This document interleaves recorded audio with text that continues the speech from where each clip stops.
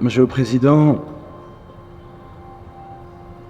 أصحاب السعادة والمعالي, damas y caballeros,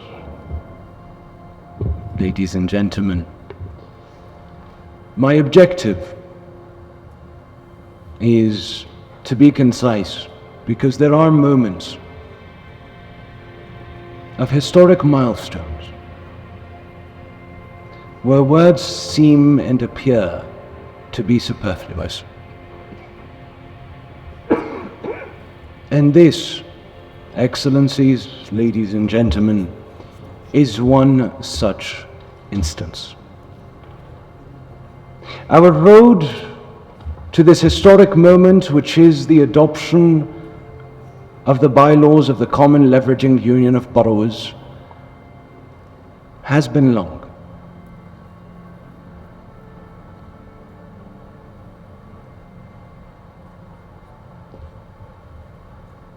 At times, some parts of the journey have probably been arduous.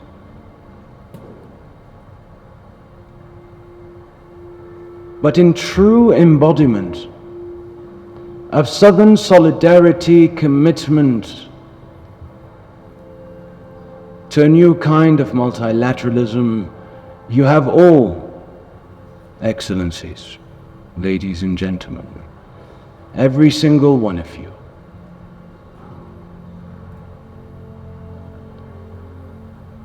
shown that when we engage in exchanges as countries on the basis of equality amongst parties,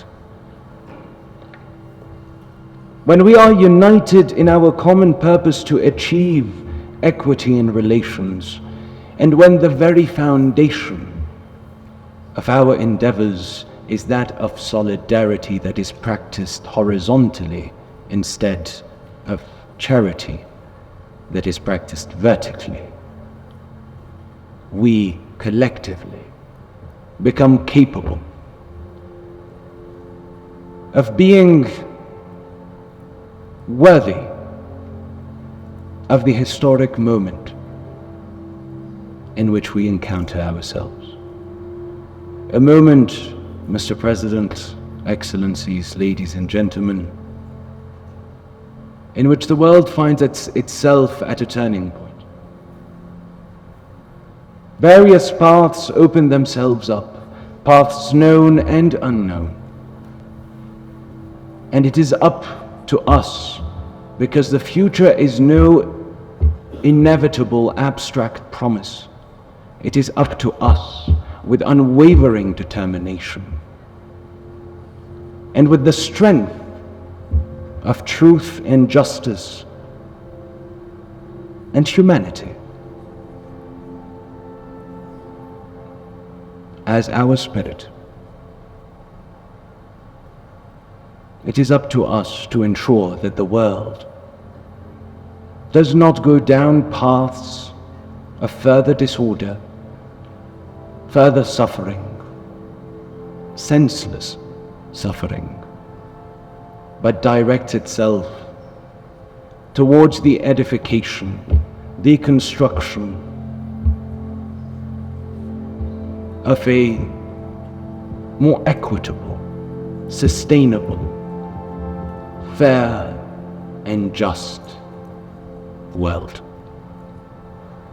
through a third way of development from and by the South.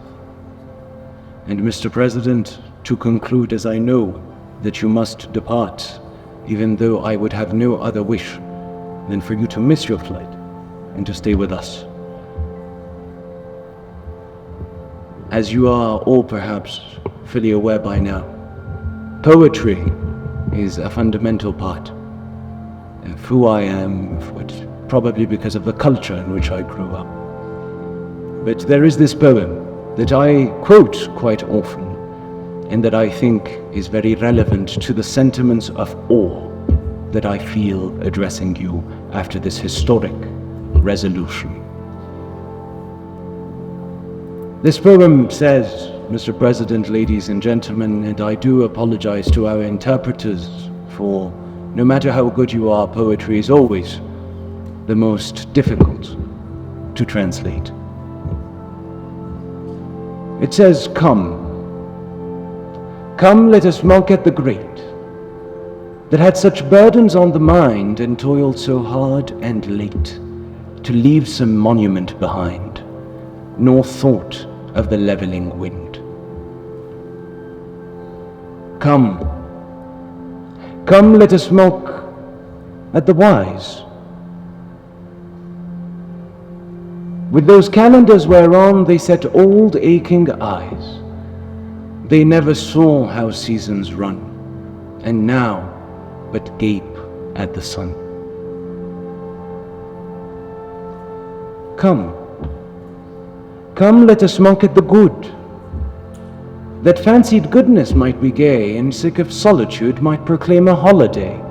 When shrieked, and where are they? Mock mockers after that. Mock mockers after that, that would not lift a hand maybe to help good, wise, or great. Bar that foul storm out, for we traffic in mockery.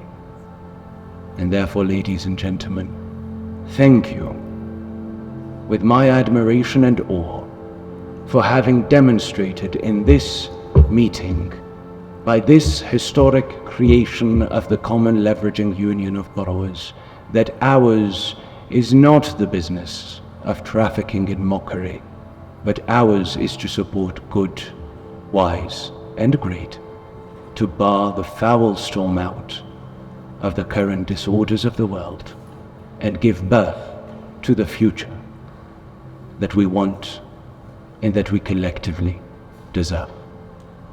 شكرا جزيلا.